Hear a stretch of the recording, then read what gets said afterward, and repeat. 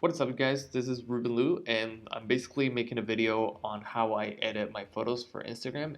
And this year at LBP I will be teaching a class on photography and social network, and basically I want to um, go through what I do usually to get my photos that I post on Instagram. And I do feel like I have a really like a good workflow and a really sort of like a process that I go through every time I edit a photo. And I'm just gonna go through it real quick, and hopefully you guys get something out of it. And so yeah, let's get started. So the first thing, I have my photos here that I took, and it's sort of like a Scaffa deep helix piercing. And usually I'll just go through my preview and find a photo that it's really sharp, that it's really well focused. And I already have selected this one right here. And basically I'm just gonna go ahead and open it in Photoshop. So I don't know if you can tell, but the photo is not a JPEG, it's actually a raw file. It's a raw file. So usually when you open a raw file on Photoshop, it will go through Camera Raw first. And what a raw file is just a photo that has a lot more information picked up. And the first thing I'll do is just go through my exposure. And usually if you overexpose the photo when you take it, you will lose a lot of detail. Like there's a lot of information that you cannot recover. So I think that it's a really good thing to underexpose your photos, so that way you can just bring up exposure and find a nice spot where you can tell what's going on in the photo. And another thing that, well, I'll get into composition in a minute, but someone was asking me about uh, composition in photography, and as you can tell, this is not very well composed photo, but we'll get to it in a second. Highlights, usually I'll bring them down a little bit, and the shadows I'll bring them up a tiny bit.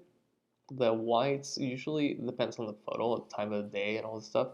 But the best advice I can give you is just to mess around with your settings and find what you think works the best. But black, definitely bring it down a tiny bit. Clarity, you gotta be really careful with it, but maybe like one up. Vibrance, it depends on the photo. If it's a fresh photo and it's really red, you might want to bring it down a tiny bit. But this is a healed photo, and I want to bring out the purple and the amethyst right here. So now we're gonna go into the highlights, and here even though I brought them down in this one, here I'm gonna bring them up a tiny bit, a little bit more light, a little bit less dark, and shadows you might want to bring it down a tiny bit. And here in sharpness, you gotta be careful because sometimes it looks a little too weird if you go too high, and maybe a tiny bit. Yeah, that's fine. So now we go ahead and open the photo in Photoshop. So here's where we go into composition. So here you can crop the photo to your liking, and if you have taken any sort of photography or read anything on photography, there's a thing called rule of thirds. And if you're a piercer, you already know this. Like there's always a way to make your frame look more attractive. So with this, since it's just one ear, I want to go ahead and put the piercing right here, and it just seems like it's an aesthetic look for it. So we go right there, and yeah, it looks pretty nice. And this is probably the thing that I feel the most weird about sharing with you guys, because some of you might think of it as cheating, but you gotta do what you gotta do to make your photos pop from the rest. So I like using the Dutch tool, and what I'll do with it is just give it a couple tabs on the piece, and as you can tell, that brought up the color a lot better. Ooh, that looks nice. And then I'll use a little bit of sharpness just once, click it once on the image, on the piece of jewelry. And as you can see right away, that makes the piercing pop from the rest of the photo. So that's what we're gonna go for. We wanna make sure that the jewelry pops in the image right away. So this is, I mean, you just wanna know what you're looking at right away. And when I see this photo, it's like, boop. And this is a way that I like to compose my photos. Obviously, there's other things that work. I mean, if you want to go really tight, you can go something like this. You know, you can work with your composition. Um, Obviously, you can also go like this type of frame too. But I don't know. This is just what we're going with right now. And don't be afraid to just try different things. Obviously, you have one image, you can edit it a few different ways and just figure out what works best for you. So the first thing I do usually, I'll go to brightness, and I like bringing the brightness a tiny bit down and the contrast a tiny bit up, just like that.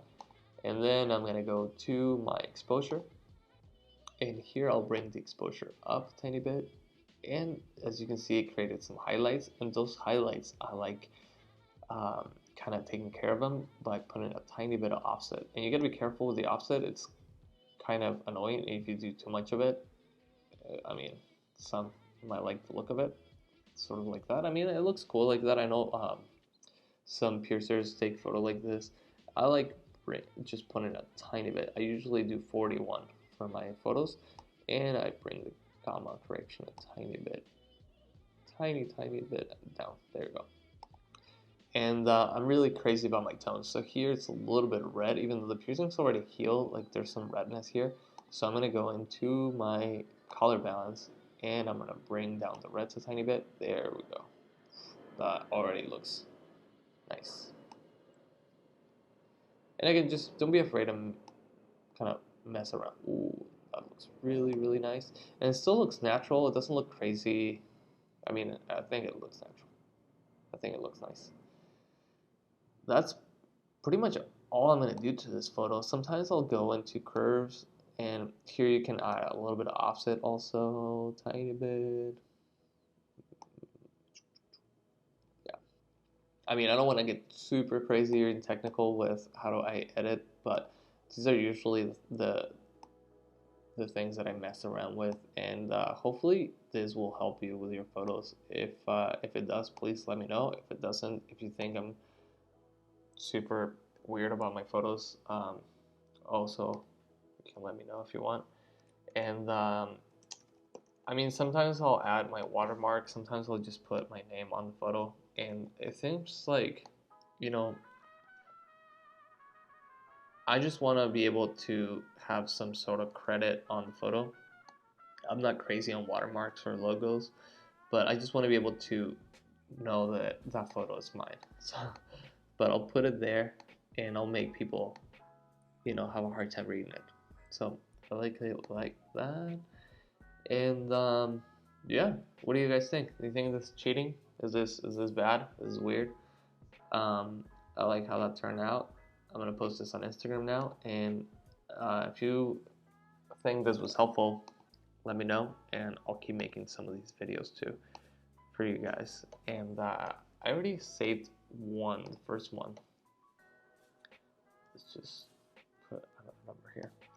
So I saved. I did this video twice because the first one I didn't like too much.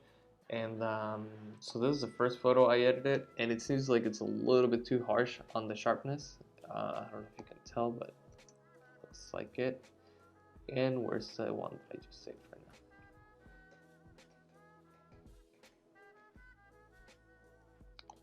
Why is it not showing up? Okay. So I got my two photos here. This is the one we just did. Ooh, it looks almost exactly the same, actually. What do you guys think? Yeah, I think I like the second one better. Cool. Alright guys, see you guys later.